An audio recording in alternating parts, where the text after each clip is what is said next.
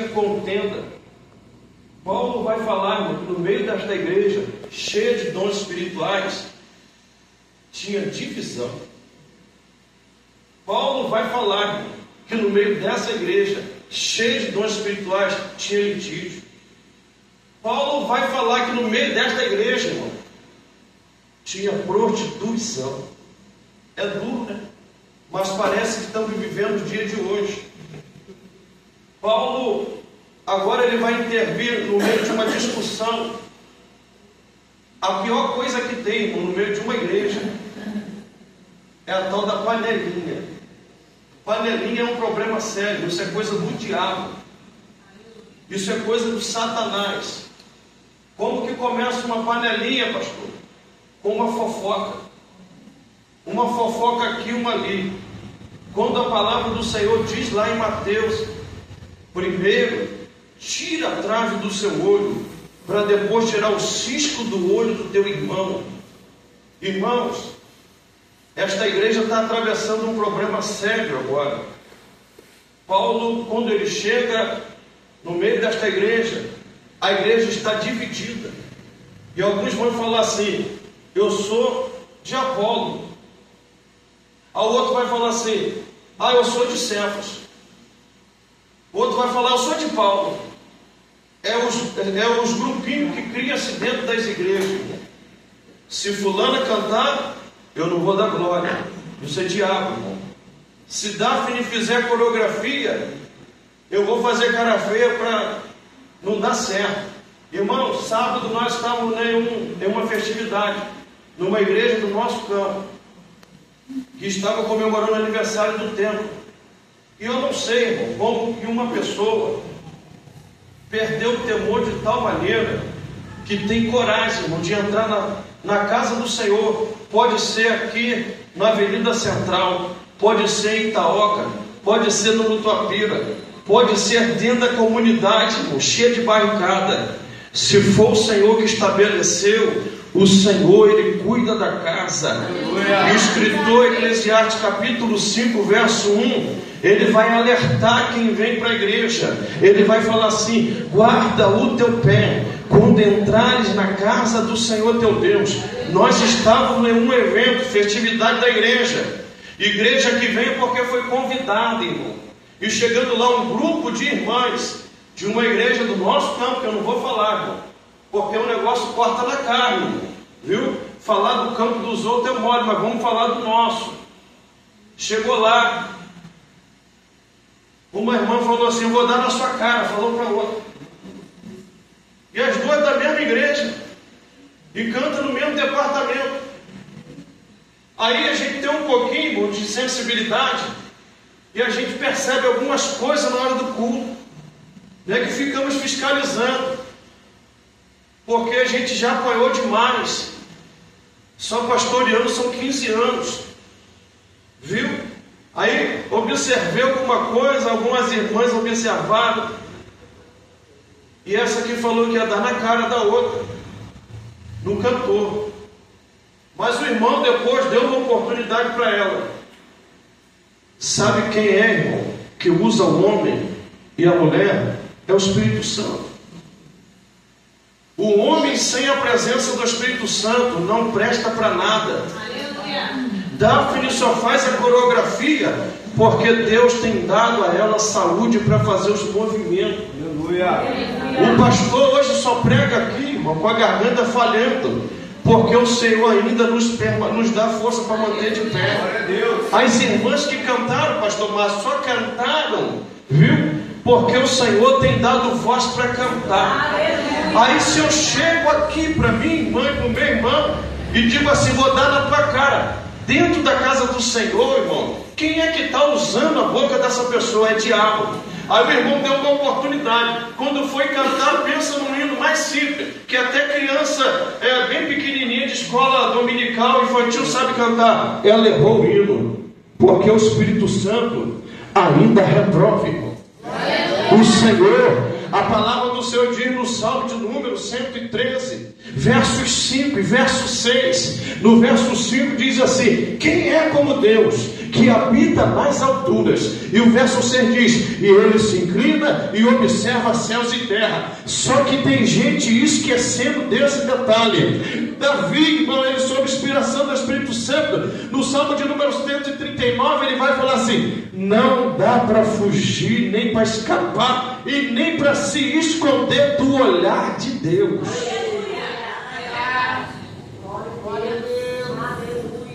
Então esse problema que estava em Corinto, um desses problemas, está no nosso meio. Se nós que somos liderança não tivermos cuidado, parece que aquilo vai criando, vai aumentando como uma lepra. E eu costumo dizer na igreja: irmão, não estou preocupado com a igreja cheia, eu estou preocupado com o que os irmãos de Davi falou para ele, quando ele falou: vou derrubar Golias. E aí Abinadab olhou para ele e falou assim: com quem você deixou as poucas ovelhas? Se tiver só o pastor Márcio aqui, a esposa e o porteiro, já é grande responsabilidade, porque vai ter que prestar conta da ovelha. E ovelha que é ovelha ouve a voz do pastor. Mas infelizmente tem alguns bodes, irmãos, que estão no meio das ovelhas. Mas ainda tem pastor, irmão, que tem sensibilidade e vai detectar bode no meio das ovelhas. Viu? A palavra do Senhor diz no Salmo de número 23, salmista Davi vai falar assim, de duas ferramentas que o pastor tem. E ele vai falar assim: a tua vara e o teu cajado me consolam. Irmão, de vez em quando o pastor tem que usar a vara. Tem que usar a vara.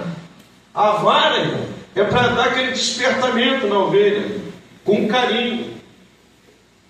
E o cajado é quando ela já foi um pouco mais distante, ele tem na ponta do cajado como se fosse uma alça.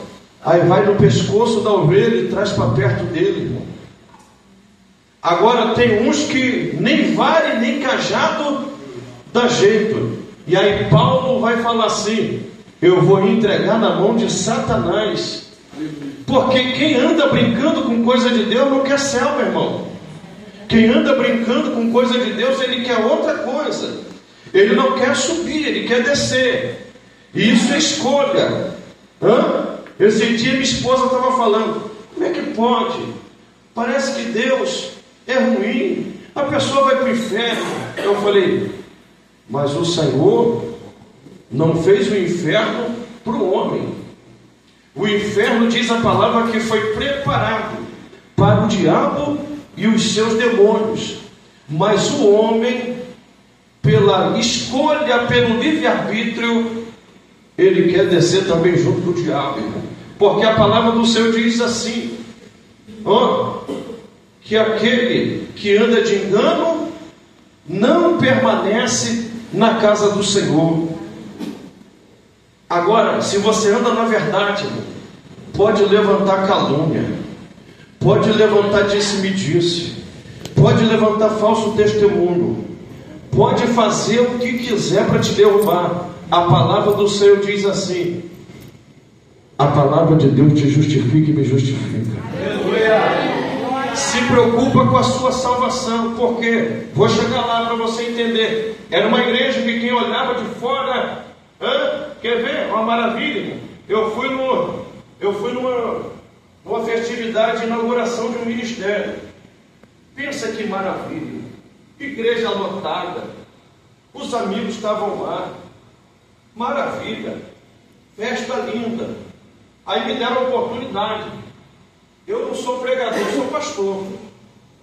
Aí me deram a oportunidade, eu falei assim: que Deus te abençoe, pastor.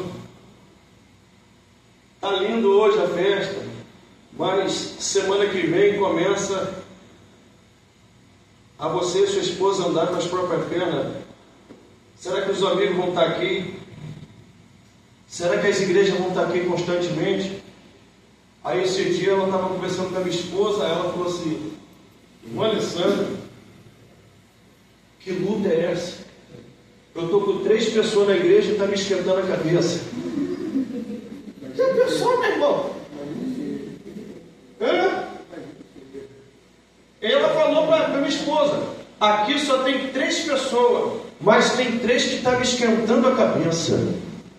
Que coisa, hein? Agora a palavra que nós lemos, para você entender, Paulo está alertando a esse povo que eles são templo e morada do Espírito Santo. Tem gente que vira e mexe, você tem que dar uma sacudida nele para ver se ele acorda. Eles, você é crente, você é templo, você é morada.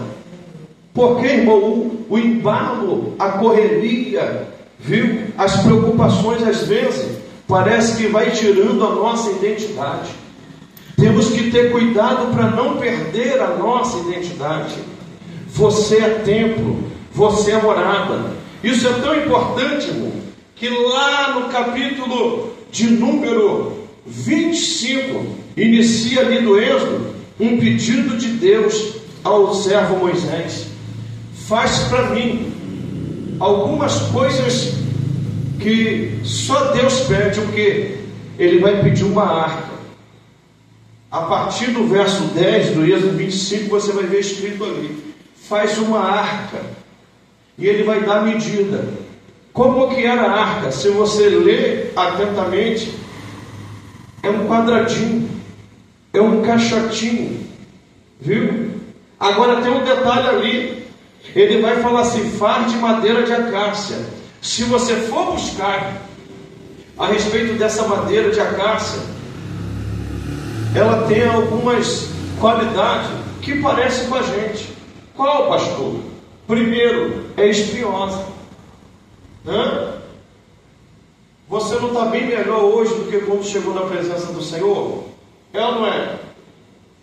De repente eu estou pregando aqui para alguém com 10 anos, 15 anos, 20 anos, 30 anos de igreja. Mas você lembra quando você veio para Jesus? Tinha espinho, não tinha? Casca grossa, madeira bruta. E se o pastor falasse um pouquinho mais alto: vou sair da graça. Eu não é, irmão? Eu também era assim, pô.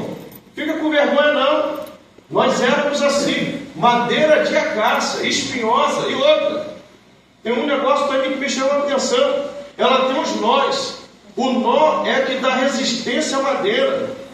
Tem hora que a gente resiste, tem hora que a gente quer fazer o que a gente quer, meu irmão. É assim mesmo. Mas o Senhor falou para Moisés: Marcelo, eu quero de acácia. Não dá para ser de cedro do Líbano, não dá para ser de uma outra madeira mais macia, mais nobre. Não, pega essa madeira lá no deserto e trabalha ela. Irmão, se eu fosse você, já tinha glorificado a Deus.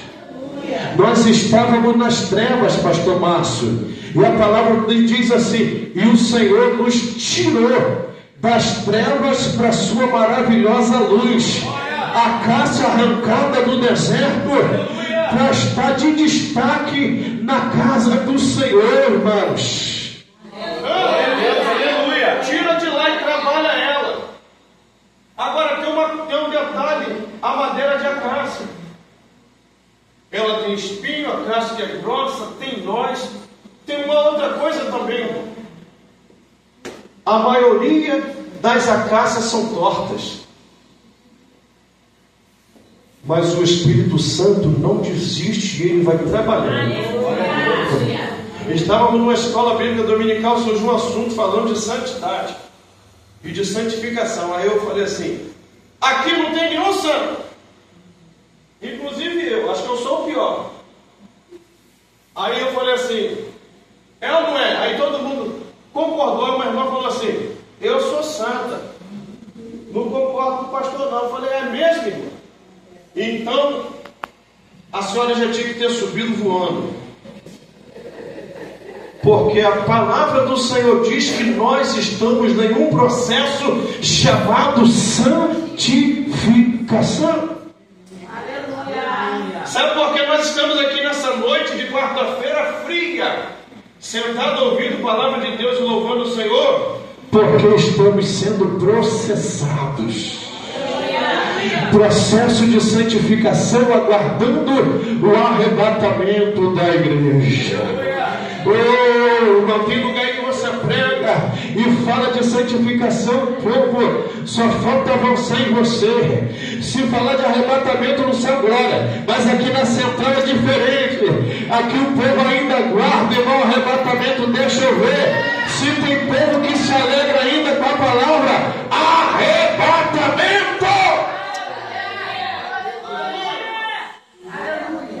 Então ela é torta, ela é espinhosa, tem nós, é difícil de trabalhar. Mas diga para o teu irmão, mas não vai ficar assim. Diga, vai melhorar. Ela tem uma resina, ela tem um óleo. É isso, irmão, que é importante na vida do crente. Que você não venha perder o óleo, que não venha faltar o óleo sobre a tua cabeça. Davi vai falar no Salmo 23, no verso 5: prepara uma mesa na presença dos meus adversários, unja a minha cabeça com óleo. A unção, irmão, a unção não se compra. Tem gente andando por aí comprando carteirinha. Se você perguntar onde está a minha, eu não sei, minha esposa que guarda. Tem gente andando por aí comprando anel, comprando diploma, mas não tem unção. Tem carteira, tem diploma, tem anel, mas a unção não tem. Como que é isso, pastor? A unção você não vê mais. Na antiga aliança, a unção era derramada sobre a cabeça. Reis, profetas e sacerdotes. Agora, nos dias de hoje, nós sentimos quem tem unção. Você já sentiu a unção de Deus aqui hoje? Eu estava aqui, eu sou ruim de chorar, mas eu segurei a lágrima. Quando eu vi esse louvor bonito aqui, falando de milagre. Eu olhei aqui, eu vi os milagres aqui, irmão. Você é um milagre. Há uma unção sobre este lugar, irmãos. Há uma unção sobre a tua vida, viu? Espinhosa, dificultosa de trabalhar, tinha nó, casca grossa, mas quando foi trabalhada, deixou exalar o óleo, a unção. Mas por que o Senhor escolheu essa madeira para ser a madeira da arca? Por causa disso, irmão. A palavra não diz assim, ó: onde abundou o pecado, aqui está cheio de ex. Aqui está cheio de ex alguma coisa, mas tudo derramando um óleo. Passado terrível. Quer ver uma coisa? O diabo, ele se alimenta do passado. Se vir alguém lembrando do teu passado, repreenda, porque isso é diabo. Viu? Porque Paulo vai falar aos Filipenses: deixando as coisas que para trás ficam, eu prossigo para o alvo. E a palavra do Senhor diz que os nossos pecados foram lançados no mar do esquecimento. Por que o diabo se alimenta do passado, irmão? Porque ele é um sem futuro. O nosso passado, pastor Márcio, era horrível. Você era madeira de acácia no deserto. Mas hoje, olha onde você está. O teu futuro, viu? É promissor. Qual, pastor? Arrebatamento. Quando você passa agora, alguém diz assim: ali vai uma mulher de Deus, ali vai um homem de Deus. Mas é outrora, ali vai uma fanqueira, um fanqueiro, um bebedor de cachaça, ali vai um mentiroso, um prostituto. O teu passado era horrível, mas o teu futuro é lindo. O diabo, o passado dele era lindo, missionário. Está escrito lá, irmãos, no livro do profeta Ezequiel, 26 e 27, se não me falha a memória. Ele andava no meio das pedras afogueadas. A rua que ele andava era de pedras preciosas. E quando ele se movimentava, dele saía louvores. E ele era o querubim ungido, o regente do coral celestial. Mas por causa da soberba, por causa da prepotência, ele agora foi lançado, ele foi expulso. E a palavra do Senhor diz assim: agora aqueles que olham para ele só vê espanto e terror.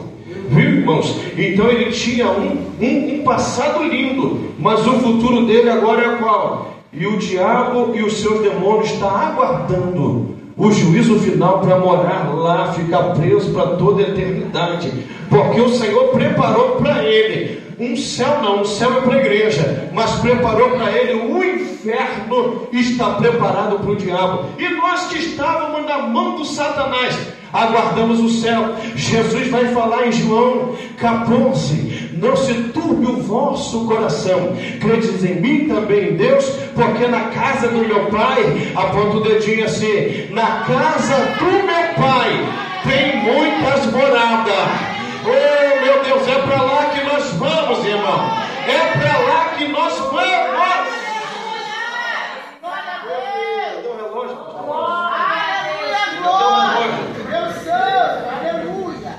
Para mim, passar já a finalizar. Aleluia. Ele pediu um tabernáculo a Moisés. Ele pede uma arca, pede um tabernáculo. Eu vou dar uma acelerada. Durante muito tempo, a presença de Deus estava debaixo de cortinas. Cortina de linho, de pele de animal. Ali estava a arca. Agora, a palavra do Senhor diz assim, pastor Márcio: e Davi, depois de vencer inúmeras pelejas, surge agora um desejo no coração de Davi. E Davi vai chamar Natã e vai falar assim: isso está errado, não está certo. Eu estou morando em palácio, mas a presença do Senhor está debaixo de tendas. Construirei um templo para o Senhor. E aí ele lança essa proposta.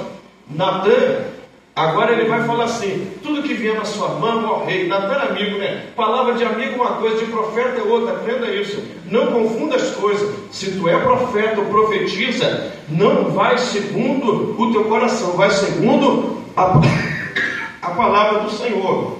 Natã, faz, ó rei, Deus vai se agradar. Quando Natã dá alguns passos, o Senhor fala assim: agora você volta lá. Não, amigo, mas o profeta diz: não vai construir templo algum, porque as tuas mãos são manchadas de sangue, mas das tuas entranhas sairá um que vai lhe edificar um templo para a minha adoração. Hã? Diga para o teu irmão: você não vai, mas você preparou para quem vai. Esse é o nosso problema, pastor Márcio. É que nós só queremos ir. De repente você não tem uma chamada missionária, mas você pode ofertar na obra missionária. Viu? Oferte na obra missionária. Ah, eu não vou, então também ninguém vai. Não, não é isso. É reino. Mas vamos lá, isso é um assunto para outro dia. Então ele vai agora, Davi, nas suas últimas palavras, Davi agora vai orar ao Senhor. Deus vai apontar para Salomão, e agora ele vai chamar Salomão. Salomão era aquele improvável, um dos filhos de Betseba. Salomão não era o primogênito, porque com Davi o Senhor quebrou o protocolo. Por que não vai quebrar com Salomão? Diga para o teu irmão: Deus ainda quebra protocolo. Como assim? Deus é bagunceiro, desordeiro? Não. Deus procura quem está disponível. Se você estiver disponível, o Senhor vai quebrar protocolo. Viu? Se você estiver disposto, se tiver gigante e grandão correr, ele usa pequeno, irmãos. Viu? Em nome de Jesus, esteja disposto a fazer a obra do Senhor. Vamos lá. Então Salomão, ele vai construir o templo do Senhor. Salomão, ele vai construir, porque Davi já tinha juntado nos seus despojos de guerra ouro, prata, bronze e madeira. Já tinha tudo pronto. Salomão agora tem só o projeto, o desejo no coração. Mas tem uma coisa que Davi falou para ele: Salomão, os meus olhos vão fechar, Deus vai me recolher, mas aqui vai um recado para você. Você vai reinar sobre Israel. Deus vai te honrar. E outra, Deus falou comigo uma coisa, que não vai faltar homem, que não vai faltar homem da minha linhagem, para que venha sentar no trono. Mas agora é um negócio que o Senhor vai falar através de Davi para Salomão: seja homem. Irmão, obra de Deus não é para andar de molecagem. Tem gente brincando com as coisas de Deus, pastor Marcos. Se você hoje colocar no banco, sabe o que acontece? Hoje em dia tem quase ninguém nem sabe o que é banco, disciplina. É ou não é? Se disciplinar aqui porque pecou, e a gente está na Bíblia, ele vai para a igreja da esquina. Aí o pastor que está lá também, se não tiver noção, não liga para o pastor Márcio. Está vindo de onde? Pastor Márcio. Vou ligar para o pastor, vou lá tomar um café com o pastor. Para quê? Para saber por que você está vindo para cá. Então o negócio está meio complicado. Tá? Nós temos que ser homem, pé no chão. Quando o Senhor quando Davi está falando para Salomão, seja homem, seja responsável, cuidado com a obra, não faz a obra de qualquer maneira. Só que tem gente que quer bagunça, meu irmão. Bagunça só tem num lugar, só no inferno. Vai ser choro e ranger de dentes, ninguém vai entender nada. Mas aqui não. Tu pode falar língua estranha, outro grita glória, outro diz aleluia, e o Senhor entende tudo. Salomão levanta o templo do Senhor, o primeiro templo. A palavra do Senhor diz que o Senhor se manifesta ali. Segundo o livro dos Crônicas, capítulo número 5, me chama a atenção algo. Lembra da arca que eu te falei? Lembra da arca de Êxodo 25, 10? Tanto Davi como Salomão não abriu mão da arca. Davi, quando vai reinar no lugar de Saul, ele vai trazer a arca para Jerusalém. Tá? Ele traz a arca e reina debaixo da arca, da proteção da arca, da presença de Deus. Ela está em tenda ainda. Agora Salomão constrói templo, e agora no capítulo 5 de segundo livro dos Crônicas, a partir do verso 1, diz assim: está tudo pronto, está tudo muito lindo, mas traz a arca e põe a arca no lugar dela. Tem gente tomando a frente da arca, irmão. Tem gente tomando a frente do Espírito Santo. Como assim? Não é mais Deus que usa ele quer usar Deus. Isso é perigoso, viu? E tem muita gente indo atrás, irmão, desses 7-1 conversa fiada, que quer, irmãos, tirar a gordura e a lã da ovelha. Mas o pastor, às vezes, sempre que prega a palavra, ele não dá crédito, mas vai atrás do 7-1, do conversa fiada. Aqui ainda tem arca, aqui ainda tem presença. Vou correr e já vou encerrar, irmãos. Salomão, ele edifica o primeiro templo, Deus se manifesta, capítulo de número 7, verso 1 do segundo livro dos Crônicas. Ali está a prova. Quando ele acaba de orar, o texto diz que uma fumaça, uma glória encheu a casa, quem estava dentro não saía, e quem estava de fora não entrava. E lá no verso número 15 do capítulo 7, o Senhor fala assim: a partir de hoje estarão atentos meus ouvidos às orações feitas a este lugar. E outra, o meu olhar vai estar atento a esta casa, porque eu consagrei e separei esta casa como casa de oração. Aleluia, irmãos.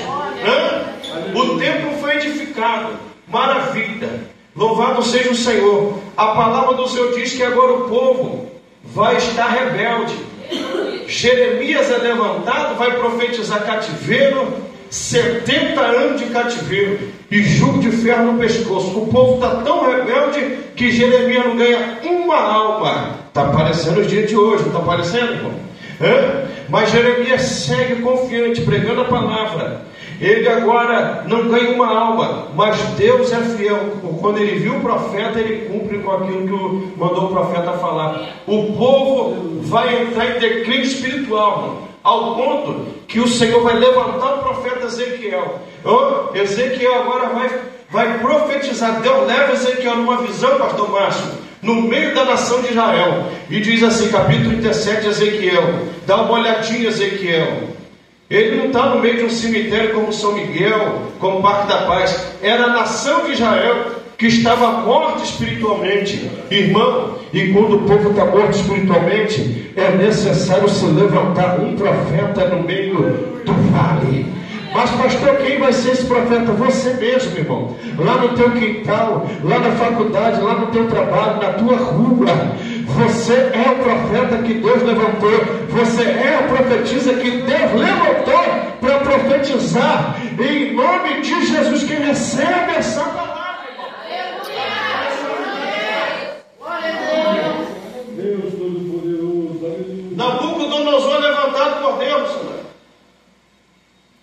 E agora toma todo o povo de Israel em cativeiro. Deixa alguns para ficar envergonhados. Outros levam como escravos. Prova disso é Daniel, Misael, Ananias e Azarias. Estão lá dentro de Babilônia.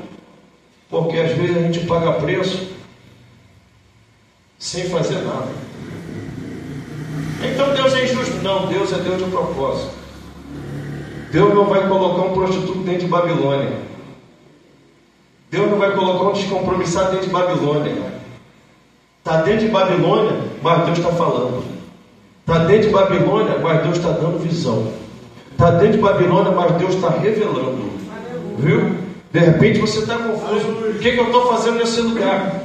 Deus te colocou lá naquele lugar para você profetizar dentro de Babilônia. Ah, mas eu não fiz nada, eu ando certinho. Glória a Deus, continua assim. Porque Deus vai te usar dentro de Babilônia. Para você entender. Agora, Nabucodonosor toma tudo, aquele templo lindo, cheio de ouro. Ele pega todos os utensílios de ouro, guarda na tesouraria da Babilônia. E o texto diz que agora se levanta um homem só para derrubar o templo. Porque quando o povo de Deus não se apruma, o diabo prevalece, pastor Márcio.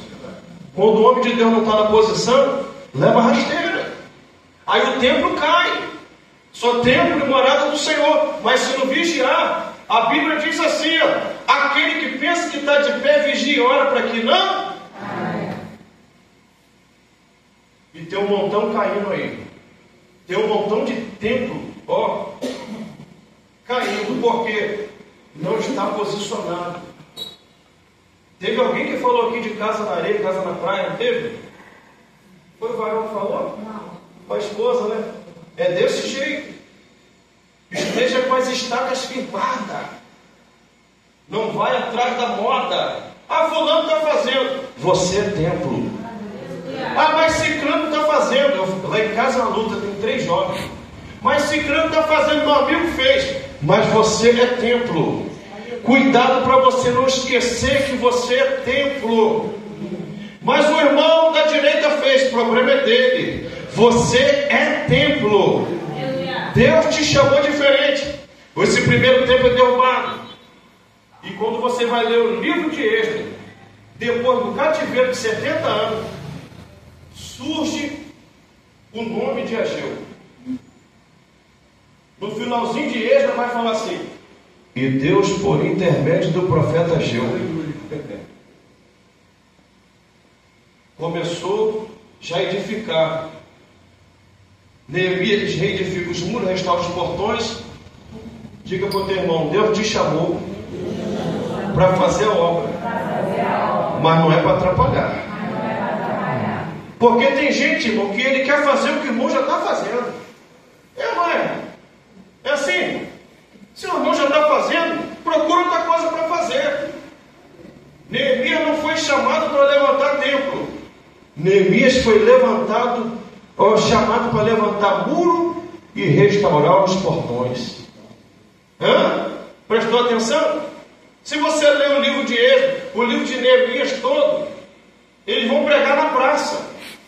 Neemias prega na praça com um púlpito de madeira. Mas não tem templo. Não tem templo ainda. Tem palavra, mas não tem templo.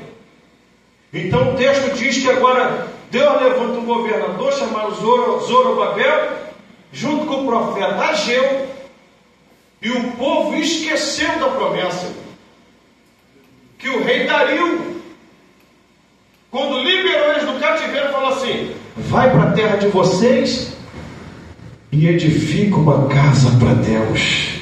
Diga para o teu irmão crente: anda com propósito. Se você vê um crente meio desorientado, irmão, dá uma sacudida nele e fala: tu é templo. Senão ele esquece.